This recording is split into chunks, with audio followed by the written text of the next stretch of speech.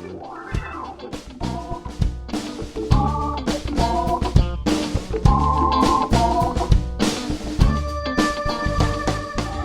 guys, thanks for checking in on the NFN Radio News Podcast, brought to you by notfakenews.biz. I'm Bob Gaddy, editor and publisher of Not Fake News. It's amazing to me how unoriginal Republicans typically are. I guess there's a reason why most creative people are Democrats, or at least it seems that way. Anyway, what brought that insightful thought to mind is the recent blitz by Trumpsters claiming that President Biden's administration is simply filled with chaos, that they don't know what they're doing, and that's why the gas stations were closed, and why immigrants are still trying to get into the U.S.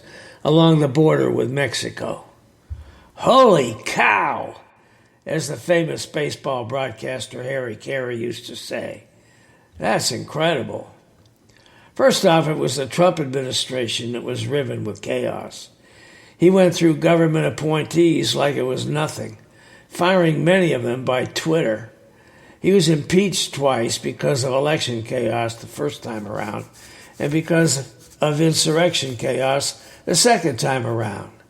And his immigration policies were an absolute disaster, a mess.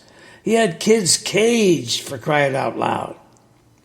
His denial, and he tried to build a wall that was just a gigantic frickin' waste of money. His denial of the pandemic led to the healthcare chaos, and it took the election of Joe Biden to get that straightened out, and shots in people's arms. And now the Republican Party itself is filled with chaos. Who's on first? Nobody knows. We take a look at all of this in this commentary from notfakenews.biz. So take a listen to Republicans Call Chaos. They should know.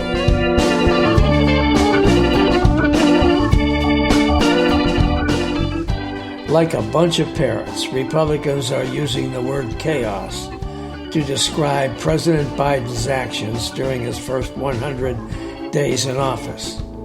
But it is the Republicans themselves to whom that label most aptly applies. The border is in chaos. There's a gas crisis, inflation crisis.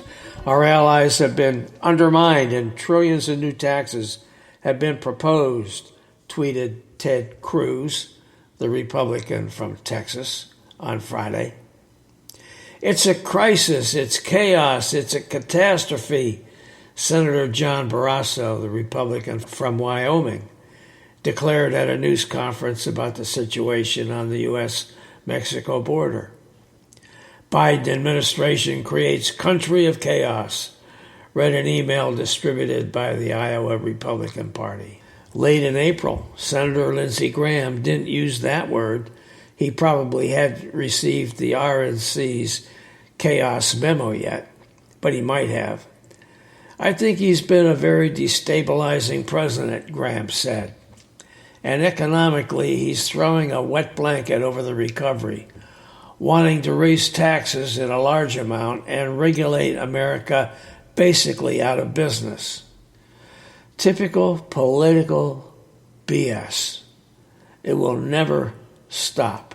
Senate Minority Leader Mitch McConnell, the Republican from Kentucky, earlier this month said he's 100% focused on stopping the Biden administration, apparently regardless of the consequences or what's at stake.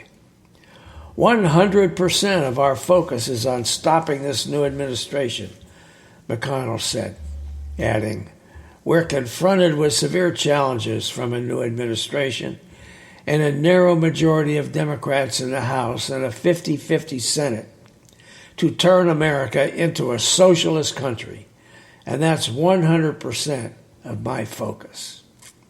But McConnell's comments came as the Republican Party was embroiled in its own chaos as the House of Representatives, GOP, ousted its third-ranking leader, Representative Liz Cheney, from her job as conference chair and replaced her with Trump acolyte, Representative Elise Stefanik, the Republican from New York.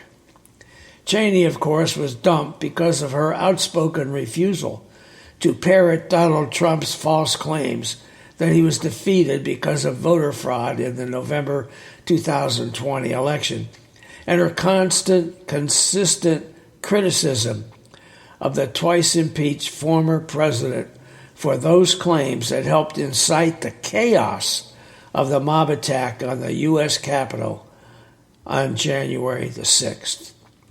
The Washington Post, Matt Visor and Sean Sullivan wrote May 16 that, quote, Republicans may be turning to the chaos message against Biden because other efforts to go after the president, accusing him of being a radical socialist or seizing on cultural issues, for example, have had a limited effect, close quote. The tactic smacks of desperation, but it's one that seems to be gaining traction with at least some of the rank and file, such as the bartender who said to me on Friday, "It's a mess out there, and Uncle Joe is to blame." He was referring to the gas station next door that was out of fuel because of the ransomware attack on the Colonial Pipeline. How is Biden to blame for that, I asked him. He tried to shut that pipeline down, he said. He's a mess. I reminded the bartender that Biden halted construction of the Keystone XL pipeline, not the Colonial Pipeline. Totally different pipeline, I said. Well, it's his fault, the bartender replied, and then added that he opposed any effort to require people to show their vaccination cards because he actually didn't believe COVID-19 is real. I've had hangovers worse than that, he said. Not sure if he was bragging, but,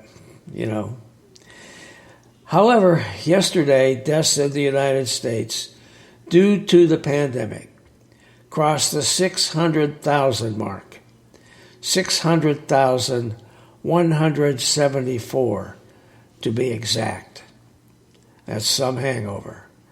And some might say that thousands of those deaths could have been avoided had it not been for the chaos of Trump's handling of the pandemic from the beginning.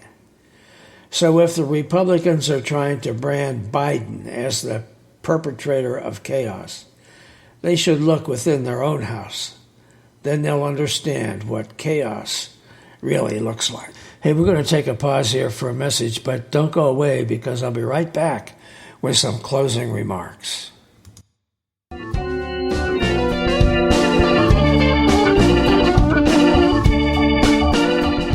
Hey, thanks guys for listening. I hope you enjoyed this podcast and that you'll come back on a regular basis. Regular listeners know that we provide narrations of commentary published almost every day on notfakenews.biz. Commentary like this one. But we've expanded our offering to include newsmaker interviews, and we're going beyond the world of politics for those, presenting guests and topics that I hope you find interesting and enlightening. Those interview shows stream every Monday. I'm thrilled that my old boss from Capitol Hill days, former Governor Jim Florio of New Jersey, has agreed to co-host some of these interview shows with me. He offers a great deal of insight from his long career in politics and public policy. So that's just another reason for you to follow NFN Radio News so you don't miss an episode.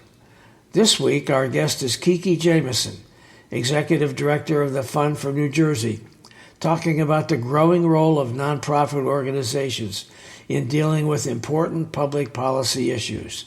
It's happening all over the country. That episode is online now on the major podcast outlets. And check out notfakenews.biz, too, where you'll find new material just about every day by some excellent writers with perspectives on a whole range of topics. You can sign up as a member at notfakenews.biz. And of course, it's all free. Also, let your friends know about this podcast and about notfakenews.biz. Our goal is to be informative and entertaining as we comment on the latest developments in the news with just a little lean to the left. And I got to tell you, we have some really cool episodes coming up with some very, very neat guests. So watch for that. Now, this is Bob Gaddy signing off for NFN Radio News and NotFakeNews.biz.